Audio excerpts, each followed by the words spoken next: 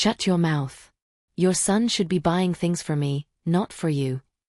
Samantha's screams echoed through the entire house, while my hands trembled, not from fear, but from a rage I had suppressed for years. My own son, Stephen, was trying to snatch the necklace from my neck. This beautiful pearl and diamond choker he had given me just an hour ago. Mom, give it back. Samantha is right. I should buy things for my wife, not for you. His words pierced me like daggers as his fingers tugged at the expensive gift. I simply smiled, a smile that drained the color from both their faces, because they knew when Donna smiled like that, something terrible was about to happen. But let me tell you how we got here, for this story began a long time ago, when I still believed a son's love for his mother was unshakable. Mein Name ist Donna. I am 65 years old and have been a strong, hard-working, and independent woman my entire life. I became a widow 10 years ago when my dear husband passed away, but I never allowed sadness to overwhelm me. I own my own home, have my savings, and have worked hard my whole life to maintain my dignity.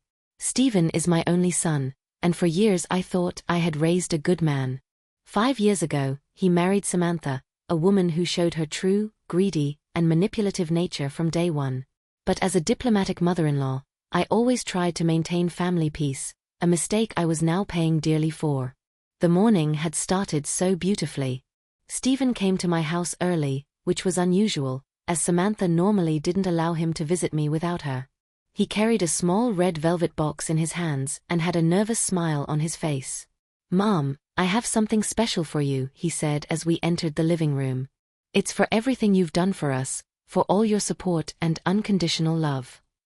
As I opened the box, my eyes filled with tears. It was the most beautiful necklace I had ever seen in my life, perfectly round pearls interspersed with small diamonds that sparkled like stars. "Stephen, my son, this must have cost a fortune," I said, gently touching the pearls. $3,000, he replied proudly. "But you deserve it, Mom. I wanted to give you something that shows how much I love and respect you." He helped me put it on in front of the hallway mirror, and for a moment, I felt like a queen. The pearls lay perfectly on my burgundy dress, and the diamonds caught the morning light streaming through the windows. "You look beautiful, Mom," Stephen murmured, hugging me from behind. "Dad would be proud to see you like this." We decided to go to my favorite restaurant for lunch to celebrate. It was one of those perfect moments a mother cherishes forever. Stephen told me about his work, his plans, his dreams, just like in the old days when he was still my little boy and not the man manipulated by his wife. But like all good things, this happiness was short-lived. When we arrived home, Samantha was waiting for us at the door. Her face utterly transformed when she saw the necklace around my neck. Her eyes widened like saucers. Then they narrowed with that venomous expression I knew so well. "What do you have on?" she asked in a dangerously quiet voice. "It's a gift from Stephen," I replied calmly, already knowing a storm was brewing. "A gift?" Her voice rose 3 octaves. "Stephen bought that for you." She crept closer like a snake, examining every pearl, every diamond, as if she were a professional appraiser. "That costs a fortune. How much did it cost, Stephen?" My son lowered his head like a scolded child. $30,000, he mumbled almost inaudibly. The silence that followed was deafening. I could see the fires of hell blazing in Samantha's eyes as she processed this information. $30,000 that her husband had spent on his mother-in-law instead of her. $30,000 that could have bought the new car she so desperately wanted, or the jewelry she always coveted in magazines. Samantha's explosion was worse than I had imagined. Her eyes turned into 2 burning coals as she pointed an accusing finger at the necklace. $30,000. She screamed so loudly I was sure the neighbors heard. "Dollars you threw away on this old woman, while I've been asking you for years to buy me something decent." "Samantha, please calm down," Stephen murmured, but his voice sounded weak and unconvincing. He had already begun to bend to her will, as he always did when his wife staged one of her dramatic performances. "I should calm down?" She placed her hands on her chest, as if she were having a heart attack. "My own husband would rather spend a fortune on his mother than on the woman who shares his bed every night." Her words were vulgar, calculated to hurt and humiliate me. "Does she give you what I give you, Stephen?" Does she take care of you the way I do? I felt my blood boil, but I maintained my composure. For 5 years I had endured this woman's poisonous comments. Her barbs, her pathological jealousy every time Stephen showed me even the slightest affection. But this was different. This was a direct attack on my dignity as a mother. Samantha, I think you're exaggerating, I said in a firm voice. It's just a necklace. Stephen has the right to give his mother gifts if he wants to. Just a necklace? She came so close I could smell her cheap perfume mixed with her anger. It's $30,000. Do you have any idea what we could have bought with that money? The car we need, the jewelry I deserve, the vacation we could never take because you were always in the way. I never asked for anything, I replied calmly, though my hands trembled slightly. I never asked Stephen for money, never interfered in your marriage, and certainly never asked for expensive gifts. Of course, you don't ask directly. Her laughter was hysterical, full of bitterness. But you're always there with your victim's face, reminding him that you're his poor, widowed mother who sacrificed everything for him, manipulating him with your sorrowful widowhood. These words hit me like a slap in the face. For 10 years I had silently grieved the loss of my husband. I had raised Stephen alone after his father died. I had worked double shifts to put him through college. I had sacrificed my own dreams so he could fulfill his. And now this woman was accusing me of manipulation. Samantha, I think that's enough, Stephen finally interjected, but his voice lacked authority. It was more a plea than a command. No, it's not enough. She turned to him with frightening fury. I'm sick of your mother being more important than your wife. I'm sick of living in the shadow of a woman who should be in a retirement home instead of controlling her adult son's life. That's enough. Stephen's voice was louder this time, but Samantha was out of control. Look at you, always defending mommy. Her crocodile tears began to flow. Do you know how long I've waited for you to buy me a necklace like that? How many nights I've fallen asleep dreaming of my husband surprising me with something beautiful, something that shows he appreciates me. She went to the mirror and looked at herself dramatically. Look at my empty ears, Stephen. Look at my bare neck. 5 years of marriage, and the only expensive thing I wear is the engagement ring your mother forced me to pick out on sale. That was a lie. I had been there when they picked out the ring, and it was Samantha who had insisted on the cheapest one to spend the rest of the budget on the ivory wedding dress that cost more than most used cars. Honey, I have bought you things, Stephen protested weakly. I bought you those earrings last month, and that bag for your birthday. Cheap earrings, she screamed. And a fake bag, while you give her $30,000 as if it were nothing. Don't you see the difference? I remained silent, watching my son shrink under the weight of his wife's accusations. It was painful to see the strong and confident man I had raised transformed into this weak and insecure version of himself. Samantha is right, Mom, Stephen finally said, and those words broke my heart. Perhaps the gift was too extravagant. Perhaps I should have thought of my wife first. Of course I'm right. Samantha leaped with joy, seeing she had broken him. Your wife must be your priority, not your mother. A 65-year-old woman doesn't need expensive jewelry. What would she wear it for? Who would she impress? Her words were like poisoned daggers, meant to make me feel useless, invisible, as if my age had taken away my right to be beautiful or to receive beautiful gifts. Give it back, Mom, Stephen mumbled, not looking me in the eyes. We'll give it to Samantha. She'll wear it better than you. In that moment, something broke inside me. It wasn't just the necklace, it wasn't just the money. It was years of accumulated humiliations, hurtful comments, seeing my son drift away from me to please a woman who didn't even deserve the air she breathed. No, I said simply, placing my hands over the necklace to protect it. What? No. Samantha came dangerously close to me. That's my necklace now. My husband will give it to me, where it belongs. I said no, I repeated with more firmness. This necklace was given to me by my son, and I have no intention of giving it to anyone else. She completely lost her temper then. Shoot your mood. Your son should be buying things for me, not for you. Samantha's scream was so deafening that the crystal glasses in the display cabinet vibrated. Her face had turned red as a tomato, and the veins in her neck stood out like taut ropes.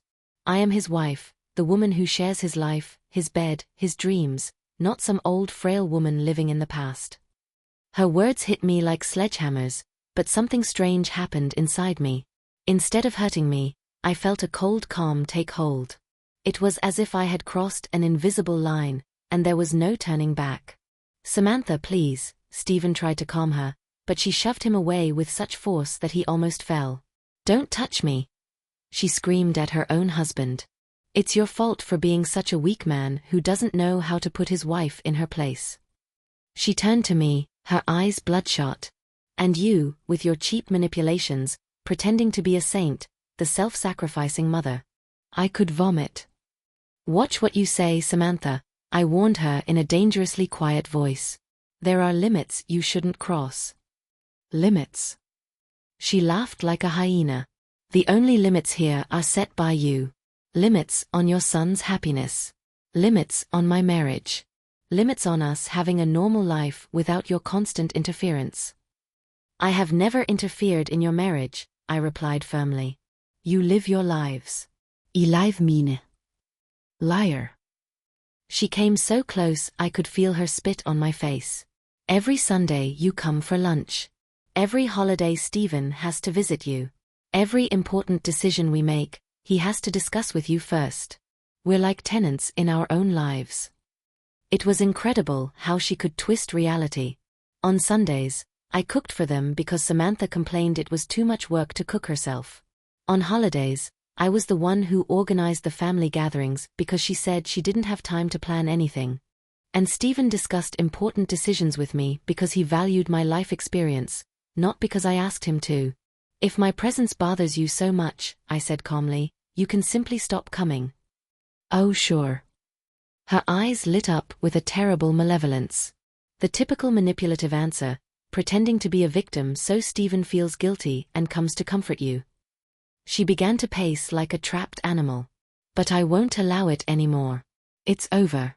Either us or you." Stephen turned chalk white.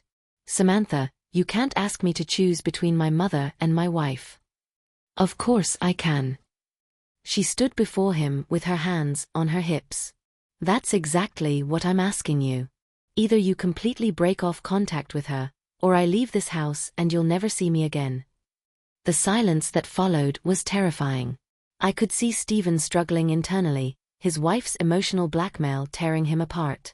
It was the ultimatum she had prepared for years, and she had chosen this moment, when he already felt guilty about the necklace, to launch her final attack. "Samantha, I can't do that," Stephen mumbled with a broken voice. "She's my mother. And I'm your wife." The scream was so shrill that my ears hurt. "At the altar, you promised to love, honor, and respect me above all others. Above even your precious mommy." "I don't recall the wedding vows requiring you to hate your in-laws," I remarked dryly, and that was like pouring gasoline on the fire. "You shut your mouth." She lunged at me with frightening fury. "This is a matter between my husband and me. You have no right to your opinion." "This is my house," I reminded her with icy calm. "I have the right to speak in my own house." "Then we'll just leave." Stephen tried to grab her arm, but she violently pulled away. "No, Stephen, we're not leaving until this woman knows her place." She came so close I could count her fake eyelashes. "Your place is in a retirement home, surrounded by other bitter old people crying over their dead husbands. Not here, interfering in the lives of young people who still have a future ahead of them." I felt as if she had slapped me. The mention of my deceased husband, the contempt for my age, the calculated cruelty of her words. It was too much. "I think it's time for you to go," I said in a voice I didn't recognize as my own. "I'll leave when I want." Then she did something unthinkable. She reached out and tried to snatch the necklace. "But I'm taking this with me." Instinctively, I put my hands to my neck to protect my son's gift. "Don't you dare touch me. It belongs to me," she screamed, trying to pull it away. "Stephen will give it to his wife, as is proper." At that moment, My own son joined the struggle. "Mom, give it to her," he said, as he, too, tried to wrench the necklace from me. "Please don't make this any harder." I couldn't believe it. My own son, the child I had raised with so much love, was literally trying to tear a gift from my neck to give to this upstart. His fingers tugged at the clasp as I tried to protect myself. "Stephen, let me go."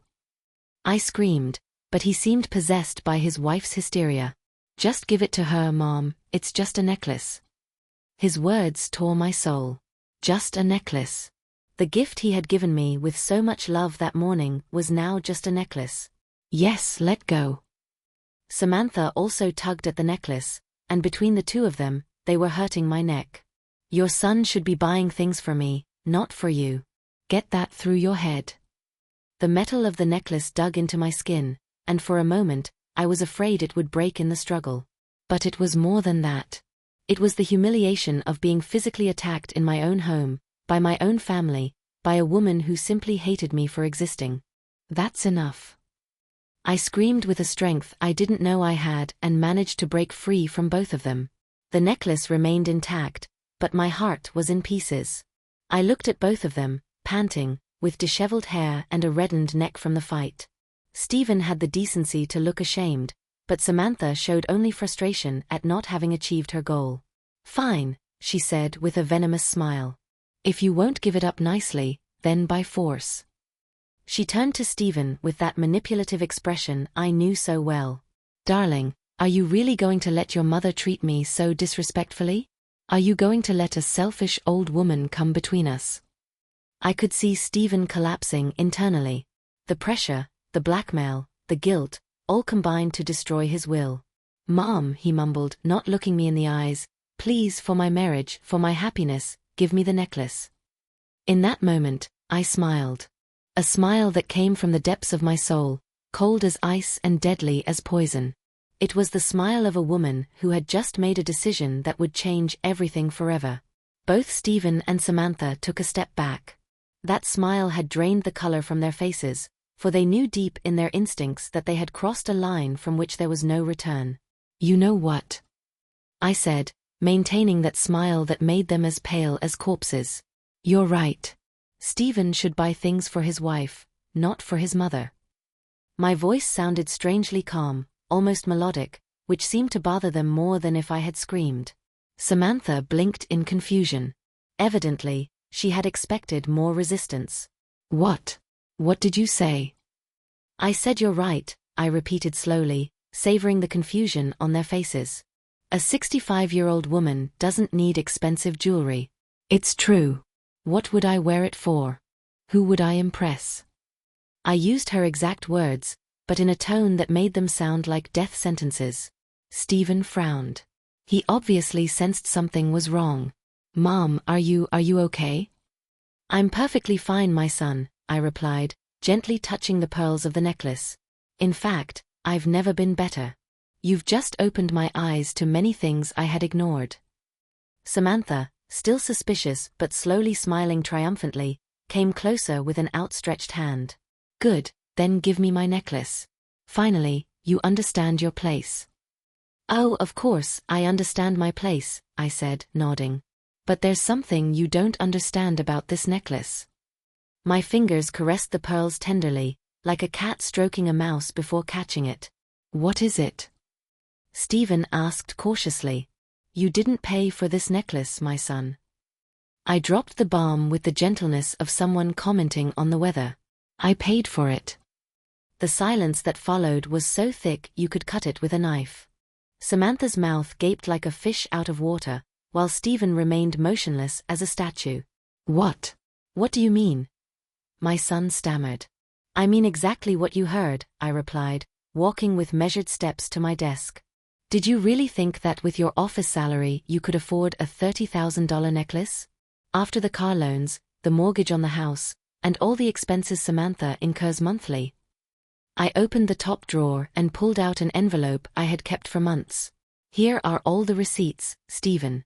The deposits I've made into your bank account over the last 3 years. $40,000 last year, $35,000 the year before, $50,000 this year." Their faces transformed into masks of absolute shock. Samantha staggered as if she had suffered a physical blow. Impossible, Steven mumbled. I work, I earn my money. You earn $4,500 a month, I recited with surgical precision. Your fixed costs are $5,500. I've covered the difference for years because I thought it was my duty to help my son provide for his family. I held out the papers to him. Do you want to see the transfer slips, the deposits marked as performance bonuses or work premiums?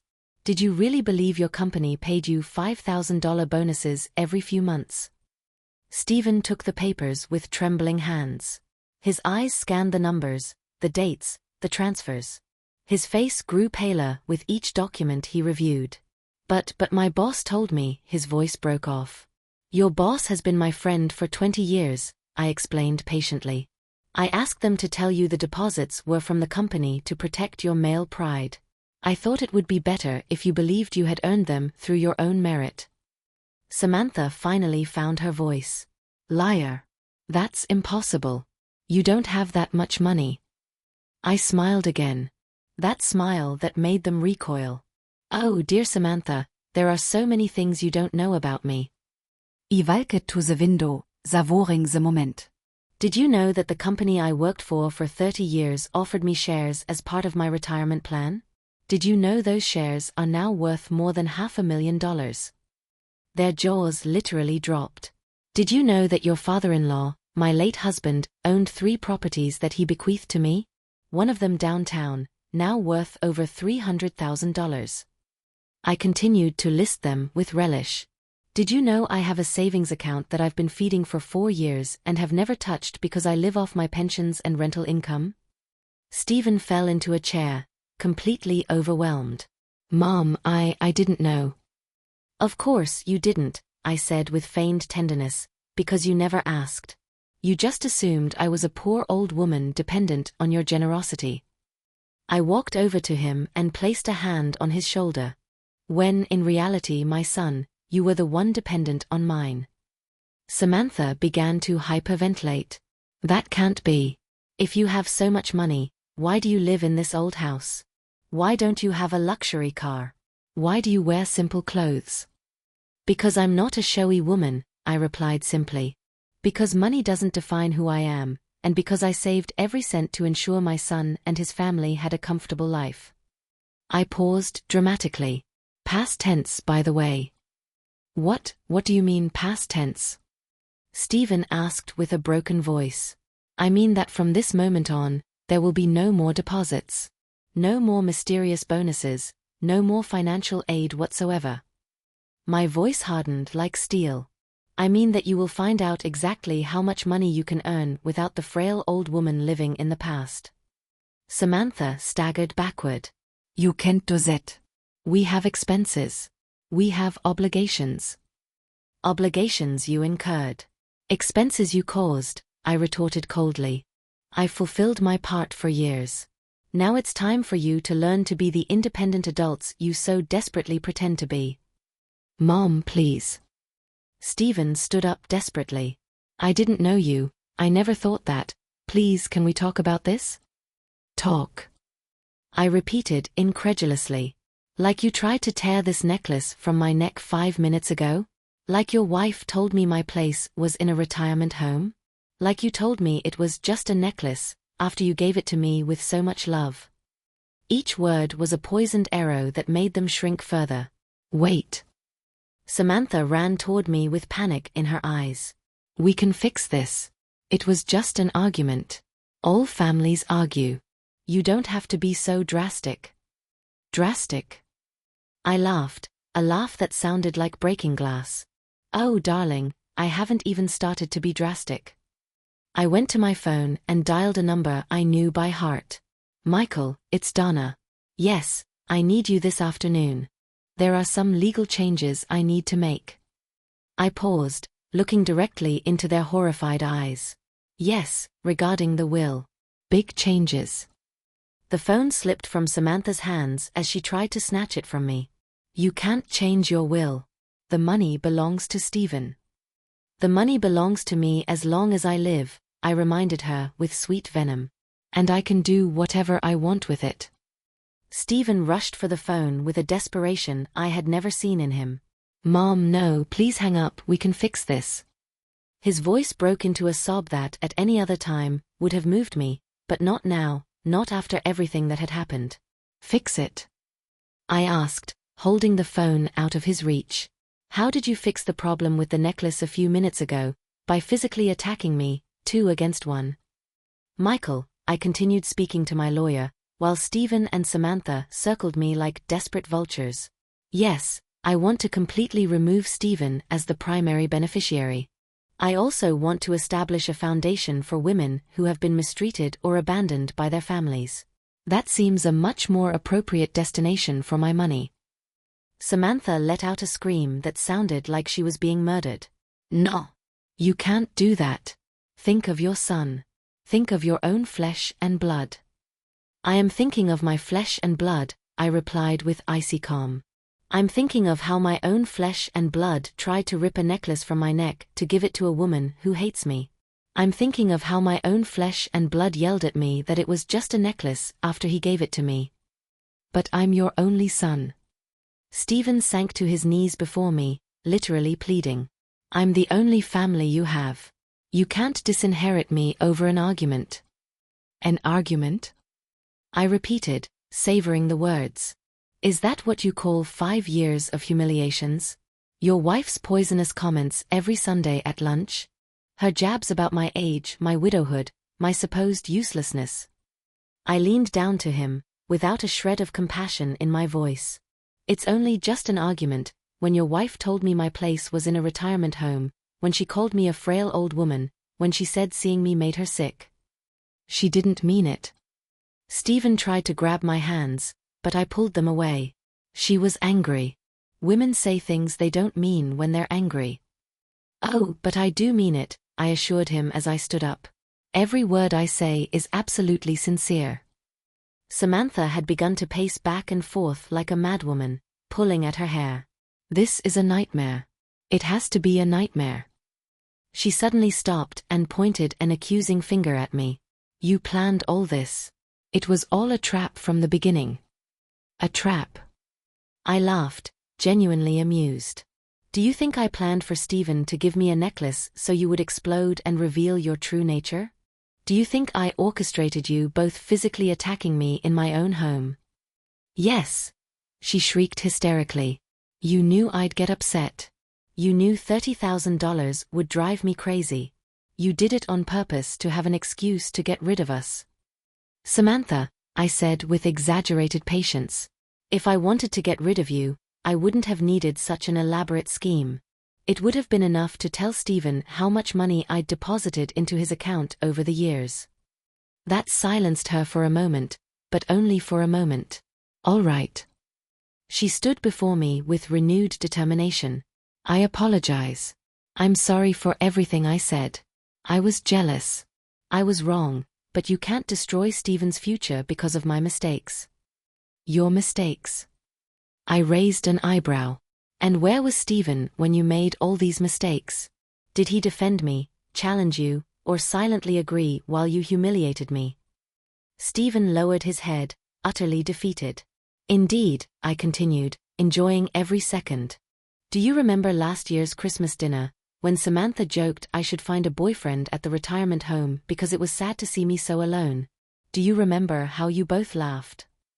Ze Selengse was stiefening. Or at Stephen's birthday this year, when Samantha said my gift was appropriate for my age because I'd given him cash instead of something creative. When you, Stephen, said she was right, and I should try harder with gifts. Mom, Stephen tried to speak, but words failed him. Or 3 months ago, when I had the flu and asked you to bring me some medication. Do you remember what you answered? We can't. We have plans. Do you know who took care of me that week? Mrs. Jenkins, my 70-year-old neighbor who has arthritis in her hands, but still came every day to make me soup. Every memory was a slap that made them shrink even further. But we helped you too, Samantha protested desperately. We invited you to dinner. We included you in our plans. Included. My laugh was icy cold. Like that time you invited me to dinner with your friends and Samantha spent the entire evening apologizing for bringing the boring mother-in-law? Or like that time you took me to the movies and Samantha complained the whole time that the films I liked were too slow for young people? That doesn't count. Samantha lost her mind. Those are minor things. You can't throw away 5 years of marriage over minor things. 5 years of marriage, I repeated incredulously. I'm not throwing away your marriage. I'm withdrawing my money. You can stay married as long as you want, but you'll do it on your own terms. Without your money, we can't survive, Stephen finally admitted the naked truth. The house, the car, everything depends on your deposits. Exactly, I said with satisfaction. And now you'll find out what it means to be truly independent. The phone rang in my hands. It was Michael, confirming his arrival. Perfect. I'll expect you in an hour, I said, as Samantha again tried to snatch the phone from me. Hang up the phone, she screamed with terrifying hysteria. I won't let you ruin our lives because of a crazy old woman's tantrum. A crazy old woman's tantrum. Those words were the straw that broke the camel's back. A crazy old woman's tantrum. My voice rose for the first time in the entire confrontation, and both recoiled as if they had seen a demon. Let me tell you what a crazy old woman's tantrum is. I went to my desk and pulled out more papers. A crazy old woman's tantrum is when that crazy old woman decides to show you exactly how much money we're talking about here. I dealt the bank statements across the table like playing cards. $50,000 in my main savings account, $180,000 in securities, $300,000 in real estate, and that's without the company shares. Their eyes widened as they saw the numbers. A total of over $800,000 that I intended to leave to you as an inheritance. I gathered all the papers in my hands. $800,000 that will now go to a foundation that truly values respectful treatment of people. Samantha fainted. She literally collapsed onto the sofa, eyes rolling back. Stephen looked at her, then at me, then at the papers, completely unable to process the magnitude of what he had just lost. 800,000, he mumbled like a zombie. $800,000 that have slipped through your fingers, I confirmed cheerfully. Congratulations, Samantha, you've achieved your goal. I won't have any more money to interfere in your lives. Stephen stared at the bank statements as if they were Egyptian hieroglyphs he couldn't decipher. His lips moved silently as he tried to process the numbers again and again. 800,000. 800,000, he repeated like a broken mantra. Samantha had regained consciousness and was now sitting on the sofa, rocking back and forth like a traumatized child. This can't be true, she mumbled. This can't be happening. It's a nightmare. I'll wake up and none of this will have been real. Oh, it's very real, darling, I assured her as I carefully arranged the documents. Just as real as when you told me your husband should buy things for you and not for me. Just as real as when you called me a frail old woman. But I didn't know. She suddenly shrieked, her eyes bloodshot. I didn't know you had so much money. If I had known that, I would never have said those things. Ah, I said, nodding with feigned understanding. So, you treat me badly because you think I'm poor. If you knew I was rich, you'd treat me well. How profoundly moral of you, Samantha. Her face flushed with shame, but she couldn't deny the truth of my words. It's not like that, she protested weakly. It's just if we had known we would have what? I smiled with sweet venom. More hypocritical, more calculating, more feigned? At least you're honest about your nature now. Stephen finally looked up from the papers. His eyes were red and glazed. Mom, please. I know we've made mistakes, but you can teach us. You can teach us to be better people. Teach you? My laughter echoed through the room. Stephen, you're 32 years old. At what point exactly should I have taught you that it's wrong to physically attack your mother to steal a gift from her? At 30, at 31. We weren't trying to steal from you, he protested. We just wanted you to be reasonable. Reasonable, I repeated, savoring the word. Like when Samantha screamed at me to shut up.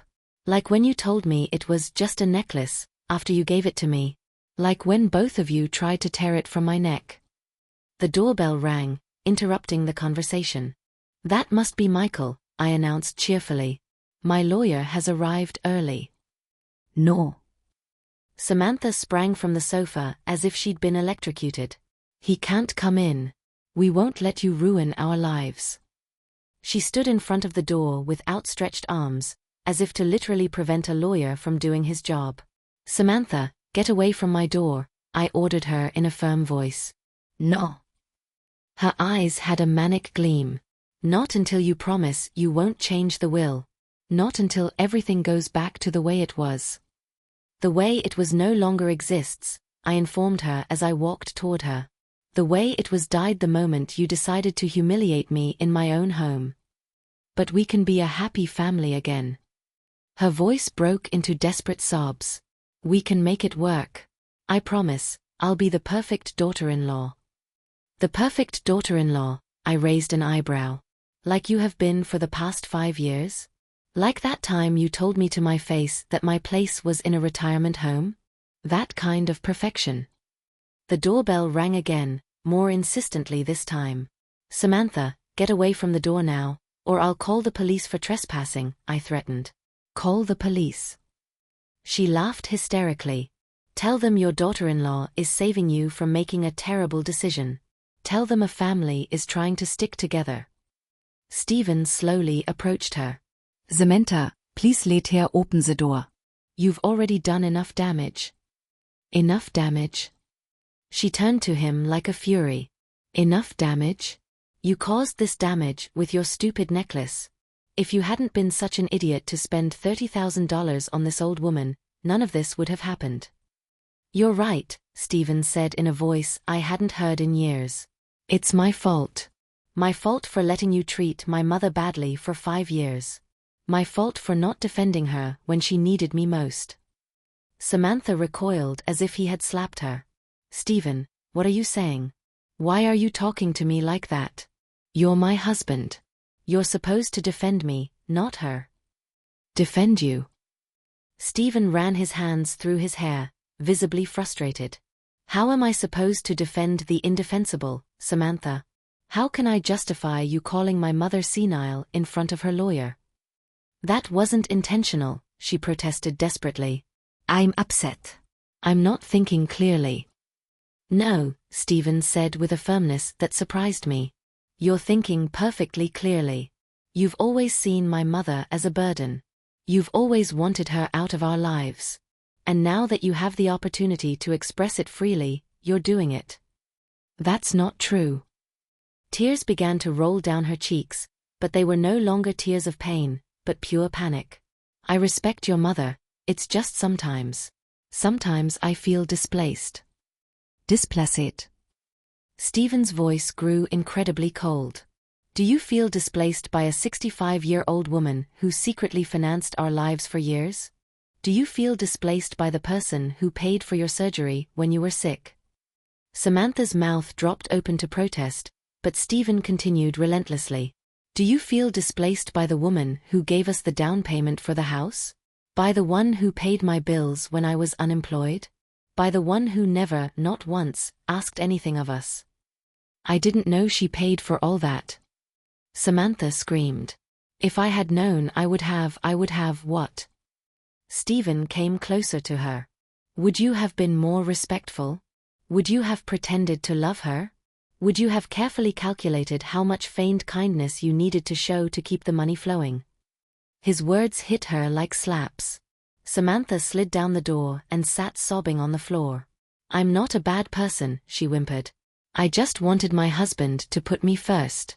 I just wanted to feel like the most important woman in his life. And I just wanted the woman I chose to be my wife to treat the mother who gave me life with basic respect, Stephen replied. Apparently, we were both very naive. The doorbell rang again, followed by Michael's concerned voice. Mrs. Dana, I'm calling the police if you don't answer me. I walked to the door, where Samantha was still slumped, and looked at her with a mixture of contempt and pity. Move, Samantha, you no longer have the power to stop anything. Please, she whispered with a broken voice. Please, Dana, don't do this. Think of Stephen. Think of your son. I am thinking of my son, I replied calmly. I'm thinking of the wonderful man I raised, and how he's turned into someone who allows his wife to humiliate his mother. I'm thinking of saving him from a life of manipulation and emotional blackmail. But without your money, we can't survive, she finally admitted the naked truth. The house, the car, everything depends on these deposits. We'll lose everything. Exactly, I said, nodding. And when that happens, Stephen will find out what he's truly made of. He'll find out if he can be the man I raised, or if he'll remain the puppet you've shaped. I opened the door, and Michael quickly entered, visibly concerned by all the drama he had heard from outside. He was a 60-year-old bald man with glasses who had been my lawyer for over a decade. "Donna, are you all right?" he asked, looking at the scene. Samantha on the floor crying, Stephen pale as a corpse, and me surprisingly composed for someone who had just blown up her family. "I'm perfectly fine, Michael," I replied with a genuine smile. "I've never been better. I'm just making some necessary adjustments to my estate plans." Michael looked around with professional caution. "Are you sure you want to do this now? There seems to be a lot of emotional tension." "The emotional tension is precisely why I need to do this now," I explained calmly, "before any more years of my life are wasted on people who see me as a walking ATM. "That's not true." Stephen approached desperately. "Mom, you know I love you. You know you're not just money to me." "Really?"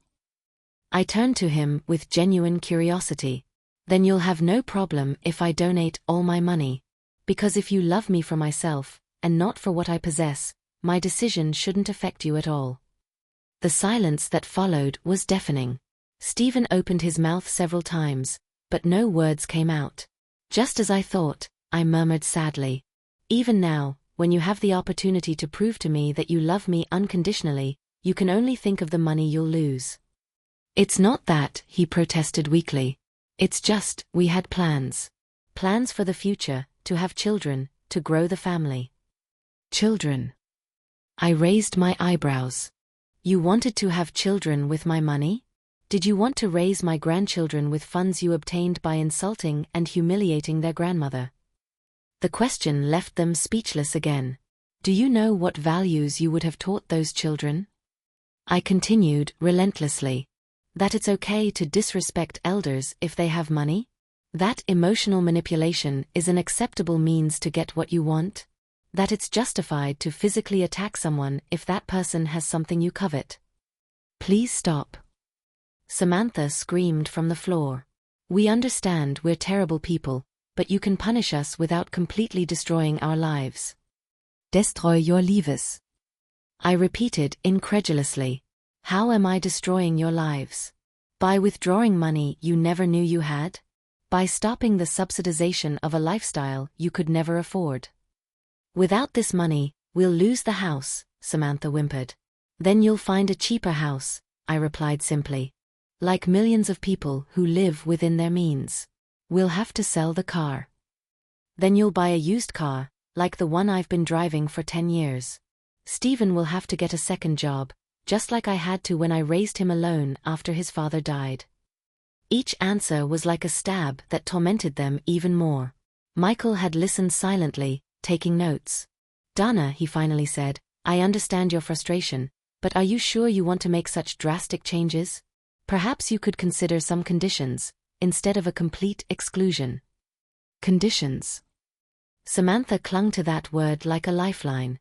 "Yes, we can accept conditions. We can sign anything. We can promise to be better people." "Like you promised to love and respect each other at your wedding?" I asked dryly. "Like you promised to honor the family when you joined ours? That kind of promise." "This time it will be different," she insisted desperately. "Now we know what's at stake. Now we understand how much you have to lose." "Exactly," I said, nodding. "Now you understand how much you have to lose. You don't understand how much you've hurt me. You don't understand the damage you've done. You don't understand why your actions were wrong. You only understand money." I turned to Michael with renewed determination. "No conditions, Michael. I want everything to go to the foundation. Every single cent. No.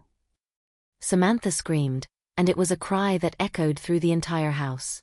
Samantha's scream was so heartbreaking that for a moment, I wondered if the neighbors would think I was torturing her.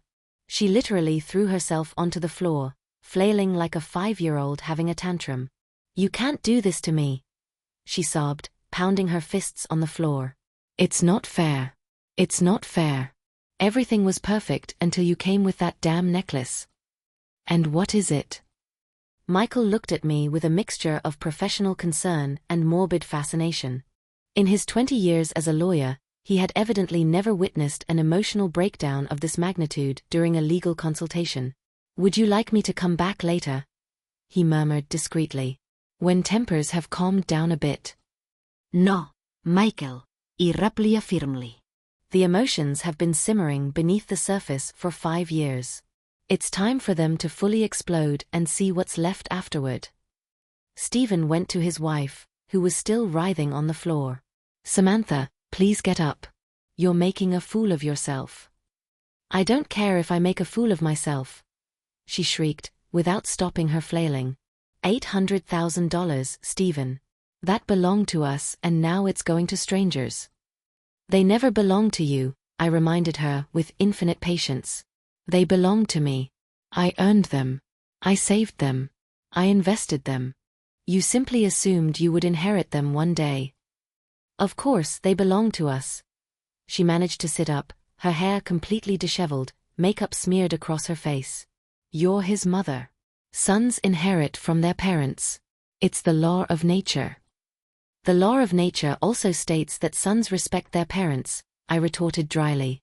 "Apparently, you don't think much of following the laws of nature." Michael cleared his throat professionally. "Technically, Donna is right. She can legally dispose of her assets as she sees fit. There is no legal obligation to leave an inheritance to children." "Shut your mouth." Samantha screamed at my lawyer. "You don't understand. We were counting on that money. We had plans." "What plans?" I asked with genuine curiosity. "Plans for the day I would die? You were looking forward to my funeral to collect the money." "Don't say that." Stephen looked truly hurt. "We never wished for you to die." "Perhaps not my death," I conceded. "But you clearly made plans with my money. How long have you known I had savings, Stephen?" My son lowered his head, unable to lie when I confronted him directly. For about 2 years. I accidentally saw some papers when I was helping you tidy your desk." 2 years. I felt as if I had been punched in the stomach. "You knew for 2 years that I had money and you never said anything to me?" "I didn't want you to think I was just after your money," he protested weakly. "But you were after my money," I stated emotionlessly. "So much so that you told Samantha, and you both lived these 2 years knowing you would eventually be rich." Samantha was silent for the first time that afternoon, processing this devastating information. "So," I said softly, "let me see if I understand your position correctly, Samantha. For 5 years you lived off my money, got married with my money, shopped with my money, and at the same time despised me for being an old, interfering woman who didn't know her place." Her silence was more eloquent than any protest. "And now," I continued, "that you find out how much money was really involved, your only concern isn't the harm you've done to me, but ensuring the money keeps flowing." I can change," she finally found her voice. "I can be different. I can be the daughter-in-law you want." "The daughter-in-law I want," I repeated thoughtfully. "Do you know what kind of daughter-in-law I wanted, Samantha?" She shook her head, her eyes full of desperate hope. "I wanted a daughter-in-law who loved my son for himself, not for what he could give her. I wanted a daughter-in-law who understood that by marrying Stephen, she also married his family. I wanted a daughter-in-law who saw me as an ally, not a competitor." My words made her sob again. "But most of all," I continued relentlessly, "I wanted a daughter-in-law with enough class and dignity not to verbally abuse a 65-year-old woman in her own home." "But I can learn," she insisted desperately. "And I can take etiquette classes. I can go to therapy. I can do anything." "Etiquette classes?" Michael interjected with professional curiosity. To learn not to physically assault elders? We're not criminals. Stephen protested. It was just a moment of impulse.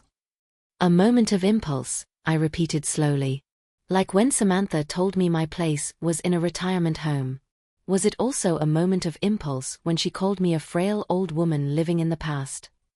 I was angry, Samantha weakly defended herself. And when you're angry, your true feelings come out? I asked with dangerous sweetness. Is that what you really think of me? No, of course not. So you're lying when you're calm, or when you're angry, because you're obviously not honest in either state. The logic left her speechless. Michael had been taking notes throughout the conversation. Donna, I understand your frustration. Legally, you have every right to make these changes. But before we proceed, I must ask you, have you considered the option of establishing a trust with specific conditions? What kind of conditions? I asked, though I already knew my decision was firm. Well, you could require them to demonstrate genuine behavioral change over a certain period. Family therapy, public apologies, community service, actions that show true remorse, not just words. Samantha clung to this suggestion like a lifeline. Yes, we can do that. We can sign anything. We can promise to be better people. Anything? I asked with a smile that made her wince. Yes, anything you want. Very well, I said slowly. I want Stephen to divorce you. The silence that followed was so absolute you could hear the ticking of the wall clock. What did you say? Samantha whispered. You said you'd do anything to make this right. I want Stephen to divorce you. That's my condition. That's not a condition, she shrieked hysterically. That's blackmail. No, I correcta calmly. Blackmail is what you've done for 5 years, threatening to leave every time Stephen wanted to visit me, crying and making scenes every time he bought me a gift, forcing him to choose between his wife and his mother in every situation. But he loves me, she protested weakly. If he loves you, I said, looking her directly in the eyes, then he'll choose to stay with you and forego the money. After all, true love doesn't need financial incentives, does it? The question hung in the air like a sword of Damocles. Stephen looked at me with absolute horror, as if I had suggested he cut off an arm. Mom, you can't ask me to divorce my wife, he mumbled with a broken voice. You can't use your money to control my life like that. Control your life? I raised my eyebrows with feigned surprise.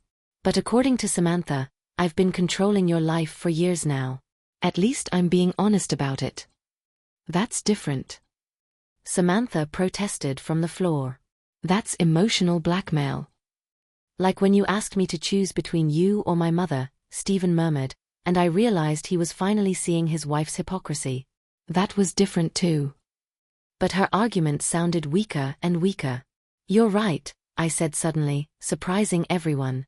I shouldn't blackmail you with divorce. That would be stooping to your moral level. Samantha visibly exhaled in relief.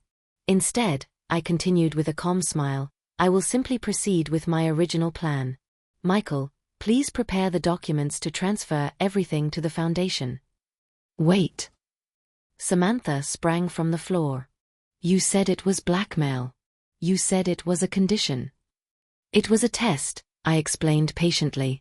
I wanted to see if there was anything at all, you would be willing to sacrifice to show genuine remorse. Apparently, there isn't. But that condition was impossible. Stephen protested. You can't ask me to destroy my marriage. Destroy your marriage, I repeated thoughtfully. That would be destruction, not liberation. Of course, it would be destruction. Samantha retorted indignantly. We're happy together. Happy. I laughed softly. Like when you screamed at me that your husband should buy things for you and not for me. Like when Stephen looked miserable every time he had to choose between pleasing you or visiting me. That kind of happy. Stephen lowered his head, unable to deny the truth of my words. In any case, I continued, the test is over, and you both failed. Michael, proceed with the documents. Michael opened his briefcase and began to pull out papers. I need some specific details about the foundation, Donna. Do you have a name in mind? Yes, I answered without hesitation. The Foundation for Renewed Hope for Older Women Mistreated or Abandoned by Their Families. The words fell like bombs into the room. Samantha grew even paler, and Stephen staggered as if he had received a blow. Mistreated women? Stephen repeated slowly. Mom, we never mistreated you. No. I tilted my head curiously. What would you call 5 years of derogatory comments, insults about my age, the feeling of being an obstacle in my own family, the physical assault to steal a gift from me? That's not mistreatment, he mumbled weakly. Those are just family differences. Stephen, I said with infinite sadness. If the same thing had happened to any other elderly woman, if you had told me about an old woman whose daughter-in-law insulted her and whose son allowed the abuse, what would you have advised me? He didn't answer, but his silence was answer enough. Exactly, I continued. You would have told me that this woman needs to free herself from this toxic situation. You would have told me that no one deserves to be treated that way, regardless of age. You would have told me that a family that truly loves does not abuse. Samantha started pacing again, obviously looking for a new strategy. All right, she suddenly announced. I'll leave. I'll divorce Stephen, but he keeps his inheritance.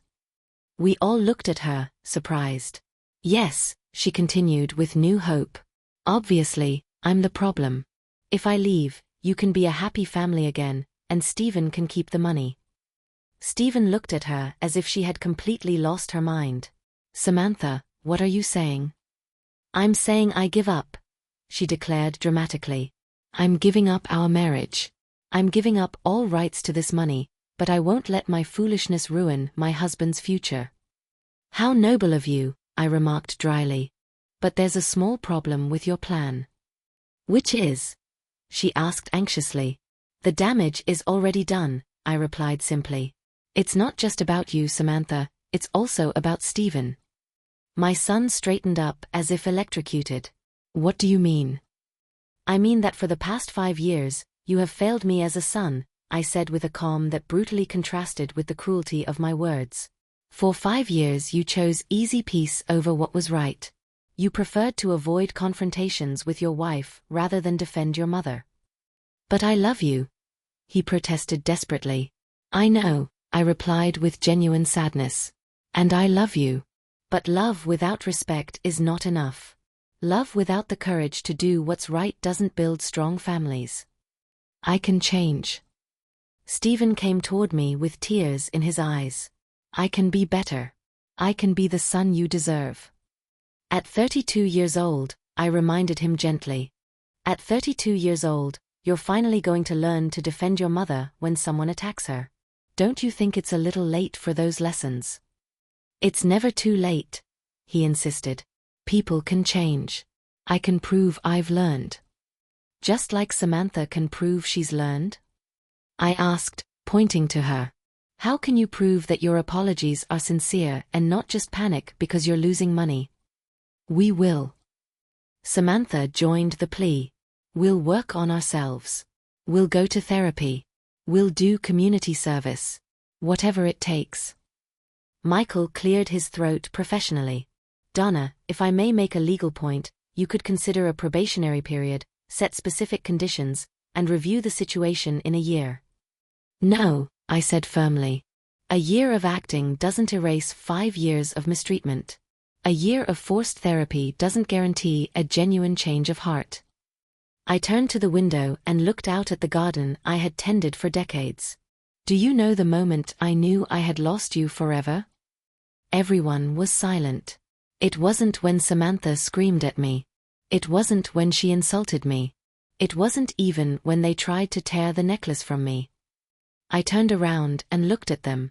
It was when Stephen told me it was just a necklace. My son visibly collapsed, for in that moment I understood that the gift he had given me with so much love had, within minutes, turned into just a necklace, simply because his wife wanted it.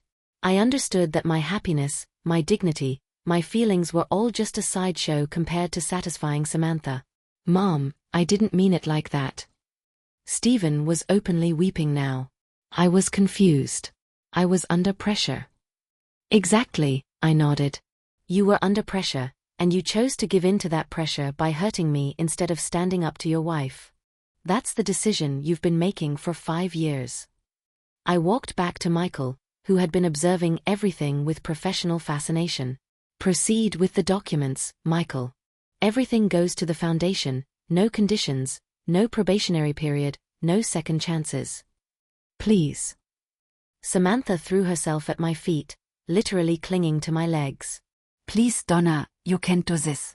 You'll have the blood of our marriage on your hands.